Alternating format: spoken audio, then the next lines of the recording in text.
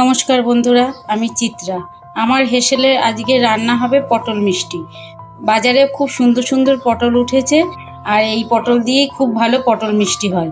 তার জন্য আমি এখানে পটল কিনে এনেছি, আর এখানে পটলটাকে একটু জলে আগে ভাবিয়ে নিতে হবে, সেই জন্য একটু গরম জল বসিয়েছি। আর এখানে আমি 500 দুধকে ক্ষীর করতে বসিয়েছি। এর সাথে আমি এখনও খোয়া ক্ষীর আর একটু পনির মেশাবো। দুধটা আর একটু ঘন হোক, আর তার আগে আমি পটলটাকে ভালো করে খোসা ছাড়িয়ে ভেতর থেকে দানাগুলো বার করে নেব।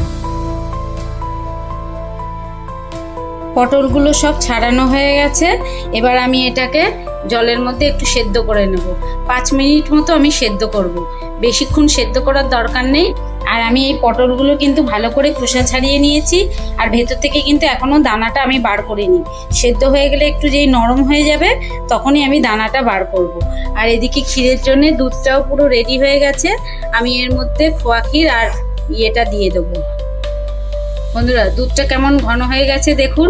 এবার আমি এর মধ্যে খোয়া ক্ষীরটা আর পনিরটাকে এইটা দিয়ে গ্রেট করে দিয়ে দেবো।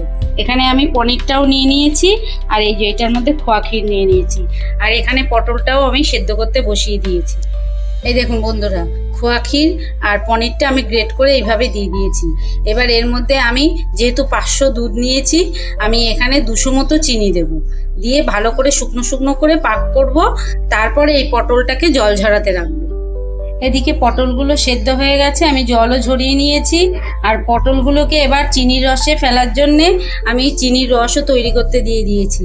আমি এখানে 3 কাপ মতো জল নিয়েছি আর 2 কাপ চিনি নিয়েছি।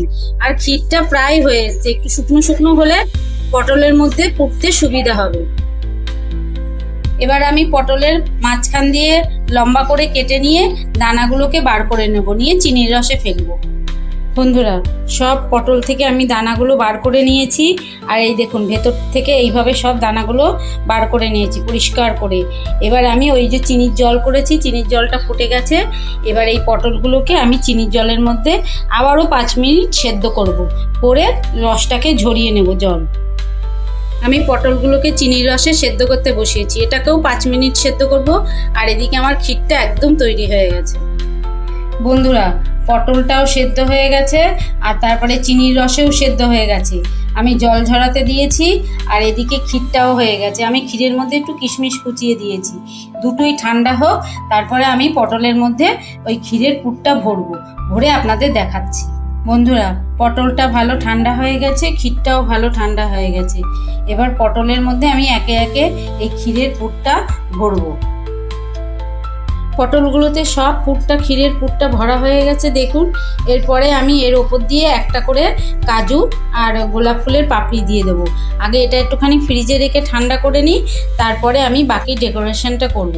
দেখুন বন্ধুরা, কি সুন্দর হয়েছে, ক্ষীরগুলো ভেতর দিয়ে দেখা যাচ্ছে। এইভাবে আপনারা বাড়িতে তৈরি করে খাবেন, আর অবশ্যই কমেন্টে জানাবেন যে পটল মিষ্টি কেমন হয়েছে। দেখা হচ্ছে অন্য কোনো রান্নার সাথে। ভালো থাকবেন, সুস্থ থাকবেন, আর অবশ্যই আনন্দে থাকবেন। আর এই আমার তৈরি করা রান্নাগুলো ভালো লেগে থাকলে কমেন্টে জানাবেন। দেখুন কি সুন্দর দেখতে হয়েছে পটল মিষ্টি। এর ওপর দিয়ে কাজু, গোলাপ ফুলের পাপড়ি, রাংতা সবই দেওয়া যায়।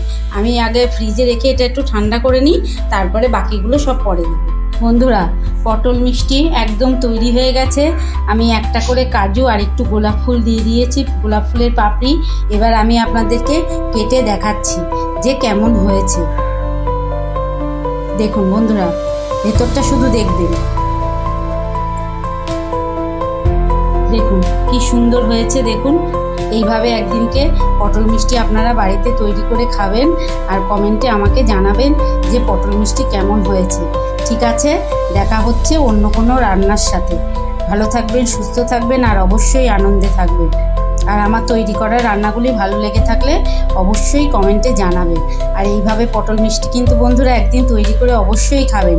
আর ক্ষীরটা সবসময় একটু শুকনো করে করবেন, তাহলে এত সুন্দরই হবে আপনাদেরটাও।